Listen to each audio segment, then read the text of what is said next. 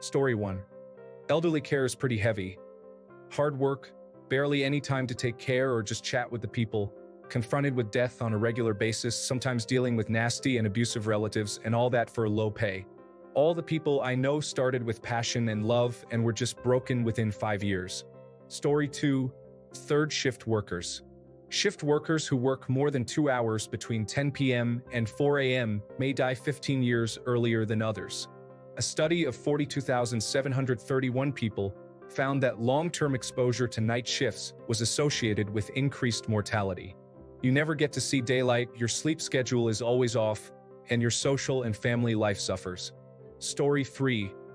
I would say someone who has to go through the most horrific videos for legal prosecution. Child abuse for hours and hours must leave a serious mark. Story 4. It might seem out of left field, but I am referring to customer service, specifically call center customer service. A lot of people call because they are angry and frustrated. However, because they can't see that the person on the other side of the phone is a real person, they will yell and carry on and abuse you. You can employ all the de-escalation methods you like, but sometimes people just really want to take it out and blame someone for their issues. Story 5. 911 dispatcher, social worker, mortician. Think of all the situations where you would have to experience the worst day someone has ever had in their lives. Story 6. I'm in Germany, and according to statistics, the job with the highest rate of suicides here is the veterinarian. Really low paid, and it takes a toll on mental health because you either work underpaid or unpaid, or feel responsible for people's pets dying. I guess this is different from other countries. Humans in Germany have compulsory health insurance, so none of these issues arise in humans, but pets do not have it. Story 7. Teaching might not be the absolute worst, but it's up there. I taught in secondary schools, and the kids and workload were challenging, but the emotional toll was something else. Just a warning, some of this is bad. I experienced kids attempting suicide at school, talking about abuse and not even realizing it was abuse, bullying issues, mental health issues, serious self-esteem issues, kids sexually assaulting other kids on more than one different occasion, a whole class watching their classmate get run over and sustain brain damage, and more. I had students spend every break and lunchtime with me, offloading serious issues most days, which I had to follow up and deal with as best as I could. I taught genuinely amazing kids from foster homes who couldn't cope with the environment and watching them being taken away by the police. While I was dealing with all this, senior leadership used to come in and watch 10 minutes of my lessons randomly to make sure I was teaching the specific way they wanted me to for that week, before it was scrapped and a new system would roll out, and I only ever got negative feedback. I also watched as older teachers got bullied out of their jobs because they were so expensive, and new teachers replaced them who were cheaper but had no experience, so behavior went downhill. I was a teacher for less than 2 years at a small school. I have no idea how people make it longer than that. Story 8. If I recall correctly, farmers have some of the highest suicide rates. All those hours alone in a tractor by yourself from sunup to sundown, then extremely hard labor will get to you. Story 9. Lawyers. Everyone is fighting all the time. You bill in increments of an hour, but you can't bill for everything you do. Firms have targets for how much you must bill per year, and it means that you have to work a lot to meet those targets. Vacations and getting sick means needing to work more. Even if you work for yourself, you have a lot of overhead like licensing, insurance, staffing, mandatory professional development, software, etc. Most lawyers that I know are lonely, even inside their relationships. By the time they get home, they are too burnt out to engage with their partner. The profession has high rates of divorce and high rates of suicide.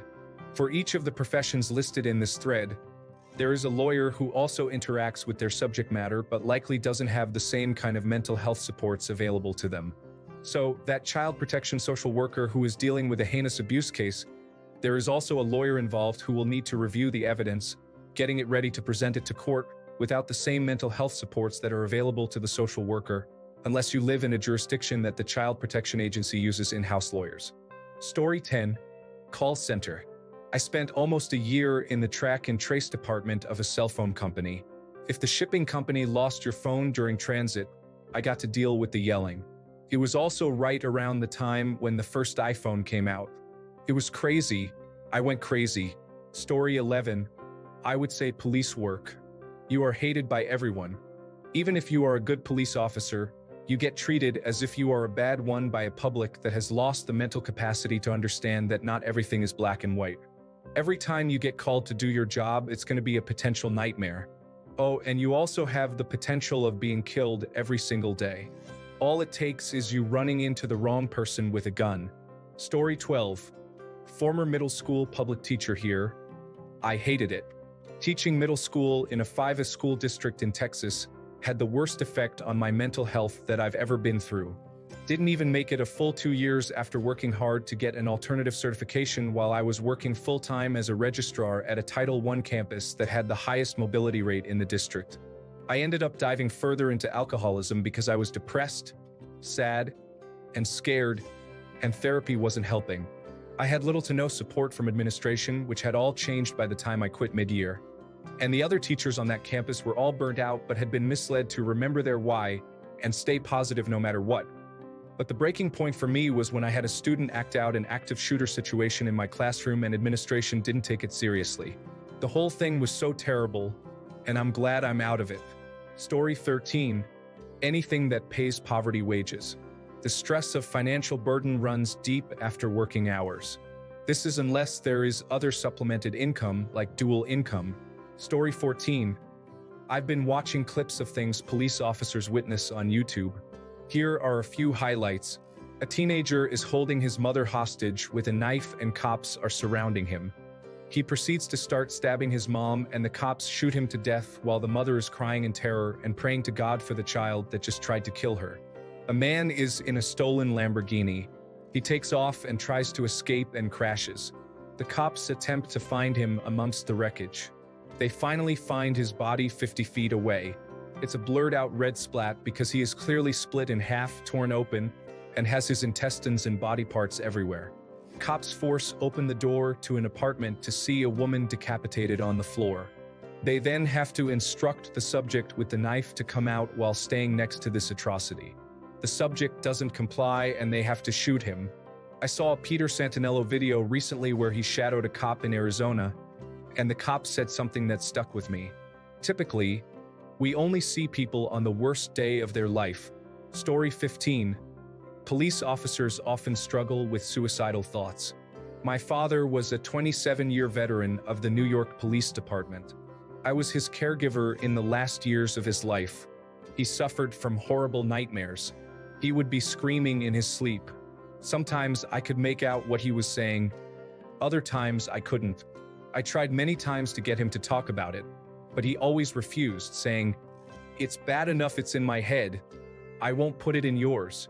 A few months before he passed at 80 years old, he told me that my brother and I were the reason he never took his own life. That was 13 years ago now. I miss him every single day still. Love you, Pop. Story 16. The people who have to review murder and child pornography evidence were discussed.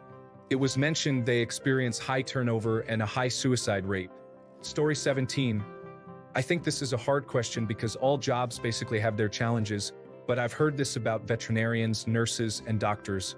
But please check on your pharmacy staff too. Story 18. I can only speak for myself, but as a chef for 30-odd years, I've had 3 complete nervous breakdowns. The last one I finally got out, which breaks my heart. Story 19. Insurance. I have a friend who works in insurance, and he hates every facet of it. He cried to me because he had to tell a 15-year-old girl that she wouldn't get her father's life insurance because of a cruel loophole. Story 20. I'd imagine that being an oncologist, a cancer specialist, has got to rate pretty near the top, particularly if it's children's cancer. Sure, you get to have great days when you can tell someone that their cancer is in full remission, or even not as serious as first thought. But to get to that point, you've still had to tell someone previously that they have cancer. Add to that all the times things don't work out for the best, unfortunately the majority, I suspect. What answers can you give to grieving patients and relatives when the reality is that life has just randomly dealt them an unfortunate card? I sure as hell couldn't do it. Story 21. Weirdly enough, a job where you have very little to do can be terrible for your mental health.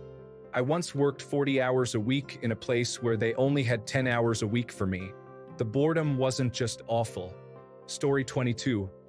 Top government positions, regardless of who they are, will be under a lot of stress and have high responsibilities, with the constant knowledge that any mistakes they make will be used against them. Story 23. Working with very ill children must be very hard. I have heard from psychiatric nurses that they and their coworkers often become quite like their patients. Story 24. I worked overnight one-on-one with people who were a harm to themselves or harm to others in the emergency room. I had to put restraints on people lost in a schizophrenic episode who wanted to harm others because they believed those individuals were out to harm civilians or children. This was particularly challenging during the pandemic when we also encountered children who were getting abused and believed that the only way out was by taking their own lives, some as young as 8 years old. Yes, I lasted a year and a half. Story 25. Retail pharmacy deals with the healthcare realm while being in a corporate environment at the same time. You can't take a day off without retaliation or fear of it from your coworkers, even if you're incapable of working, on top of daily meltdowns from patients. There are always shortages of ADHD medications that doctors prescribe to everyone, and there's nothing we can do about it. Please treat your pharmacists with kindness. Story 26. I've never understood how emergency responders can be paid so little. I feel like therapy should be included as part of the compensation, but you definitely can't afford therapy on an emergency responder's wage. These people are helping others at the moment of their greatest need. How can society be so dismissive of these individuals? Story 27. I worked with patients in private dementia care and later in private palliative care. After a couple of years, I was so burnt out that I took a job decorating cakes at a bakery to avoid death. It is one of those jobs that if you are good at it, you love the families and the patient, but then your heart breaks all the time. And compartmentalization was so difficult when you are integrated into their family. Story 28. Retail or customer service is underrated, especially if you work somewhere understaffed.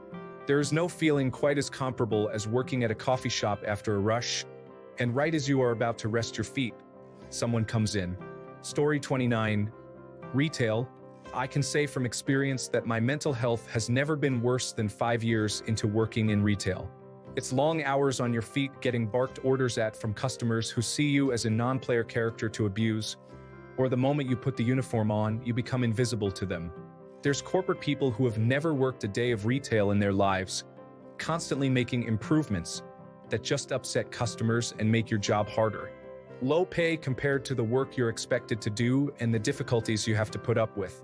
Hours that change week to week, so you may or may not be able to feed yourself and pay the bills come payday. Being screamed at by the public for something completely out of your control. Having to act as people's brains as they seemingly forget they have brains as soon as they walk into the store and can't do a single thing for themselves like they're toddlers. For my situation personally, I work at a 3-letter pharmacy, and the amount of barely functioning 90-plus-year-olds who come through to pick up their cart full of meds that's probably just keeping their heart beating and not much else at this point is honestly just insanely depressing. You can tell from the look on their faces that they're not happy. They're ready to go at this point, but the drug manufacturers and insurance companies are making money off these people. It's disgusting, honestly, because I know someone like that. She's 97 and can't really remember things anymore, and it breaks my heart because she's just so sweet. Story 30. The fire brigade affected my dad mentally and physically for life. He used to bring me toys home after his shifts. Only when I was much older did he tell me that they were the teddy bears of the deceased children he had found, and he wanted me to take care of them for the children. Story 31. Emergency services are challenging. There are high levels of alcoholism, drug use, and broken relationships. I still have post-traumatic stress disorder from the half-dozen or so years I spent as a 911 dispatcher. Story 32. Being a doctor or nurse at St. Jude's or any children's hospital, the quickest way to lose faith in the existence of a loving deity is witnessing a 3-year-old with brain cancer lock up and curl in the fetal position because the pain is so unbearable. Nothing will destroy your soul as fast as watching an innocent child suffer. Story 33. Anyone charged with investigating child sexual assault reports that it takes a heavy toll. Many people aren't able to sustain the job long term. Story 34. Social worker. You get to see the absolute worst of society. People will call you a child snatcher and a cradle robber, because you made the call to take a child away from a situation where they were exposed to meth fumes and a grandpa who is the offender. You aren't just making calls where there is obvious as day abuse. You have to do things like explain to parents why they can't have grandpa around or that they need to do something about the oldest because they are the ones abusing the younger ones. You have to tell parents their house is a death trap and they only have a month to clean it up before they have to leave and got nowhere else. Kids show signs of CSA, child sexual abuse. You have to assume it's someone related to them even when it's the priest. A friend was a social worker and gave us a tip to avoid a few priests here. You also have very limited resources, and you have to always assume something bad is happening even when there isn't. So you think a kid being reported as neglected is just another person who saw them walking to school? Guess what? It could be that they are being neglected. Think it's a waste of time because a kid said mom was too tired to get them ready for school? Could be because mom was on morphine.